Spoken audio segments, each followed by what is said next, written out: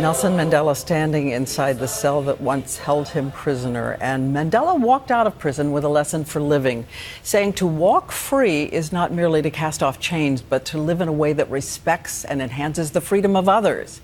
And he did something behind those prison walls that was a kind of dress rehearsal for what he would do later in the world. ABC's David Muir now, one-on-one with the jailer who became his most unlikely friend. Christo Brand peers out over the water to the former prison on Robben Island, where he first reported for duty at 18. They informed us that we're going to meet the biggest criminals in the history of South Africa.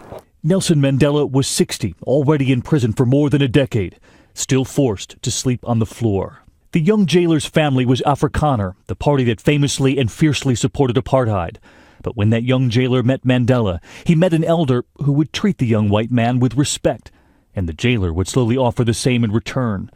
Christo Brand told us of one of Winnie Mandela's visits and her request. She said, "Please, can I just show Mandela from a distance?" I said, no, just leave the child. No children allowed, not even Mandela's precious new grandbaby. What Winnie Mandela didn't know was that while she waited in a holding area, that jailer had secretly brought the baby to Mandela. It was just tears coming out of his eyes. And no one ever knew? Nobody knew. Over the years, there would be many secrets between the jailer and his friend. The whole wheat bread Christo would bring from home, the Pantene oil smuggled in for Mandela's hair. And there was the secret code. I will show him this, and I will just start showing him this. Mandela immediately know I'm bugged. I was bugged a lot of times. You lied to keep your job and to keep your friendship with Mandela. That's correct. During all of those isolating years on Robben Island, the prison guard said there was one view from the prison courtyard of the country Nelson Mandela loved, and that was the very top of Table Mountain here in Cape Town behind me. That Mandela would look to this view wondering if he'd ever be free. But Mandela was always preparing for that day. He asked the jailer to teach him Afrikaans, the language of the whites in power. There were essays assigned and the red pen that corrected them. And on the day Mandela was released, his speech was delivered in Afrikaans. Mandela famously said, "If you talk to a man in a language he understands, that goes to his head. If you talk to him in his language, that goes to his heart."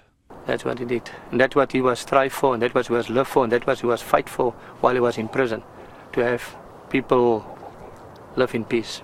The jailer, who became a trusted friend, now remembering Nelson Mandela.